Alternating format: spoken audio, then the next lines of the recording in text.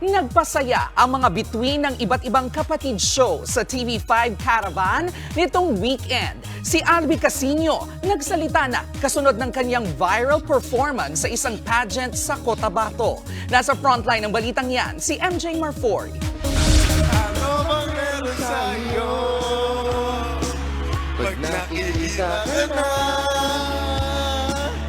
bumabagal ang mundo.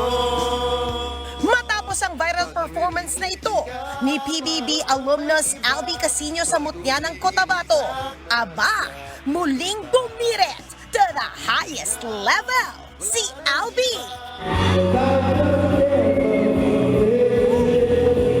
Sa pasabog na event naman na yan ng TV5 Kapatid Caravan itong Sabado sa Cavite. Si Albi tumalon pa mula sa stage, naki-selfie, sabay flex ng kanyang abs. Kwento ni Albi, ito raw ang pruweba niya na unbothered siya sa mga nambabash sa kanyang viral performance sa Cotabato. Wala lang guys, let's not take everything so seriously, di ba? Nag-enjoy lang tayo lahat dito. Ang daming problema sa mundo, huwag yun ang problemahin yung hindi naman problema. Isa pang viral kay Albi, ang pagpasok niya sa seryeng Can't Buy Me Love ni Doni Pangilinan at Bel Mariano.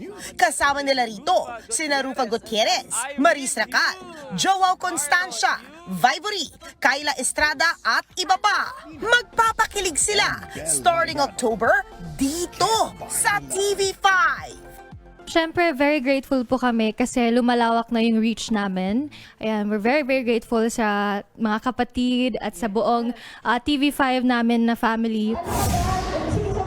Bukod sa Can't Buy Me Love cast, pinagkaguluhan din sa Kapatid Caravan sina Ella Cruz at Kiko Estrada. Nabibida sa For the Love episode entitled Pagsamo. Ang ating spin gorgeous na si Sam Coloso naman, may pa-spin go kending tutorial pa sa ating mga kapatid.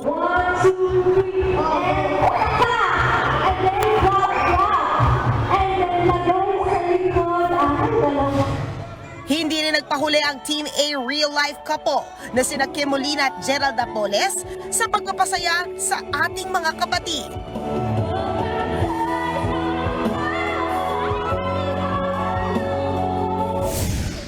Patikim pa lang ang mga yan sa mas lumalakas pang puwersa ng Kapatid Network.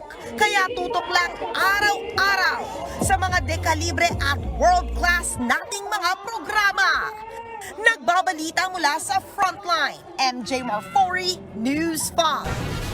Mga kapatid, Cheryl Cosip po, huwag maging huli at maging una sa lahat para sa tuloy-tuloy na balitaan at karagdagang impormasyon sa mga napapanahong issue ng lipunan. Tumutok lamang at mag-subscribe sa social media pages ng News 5.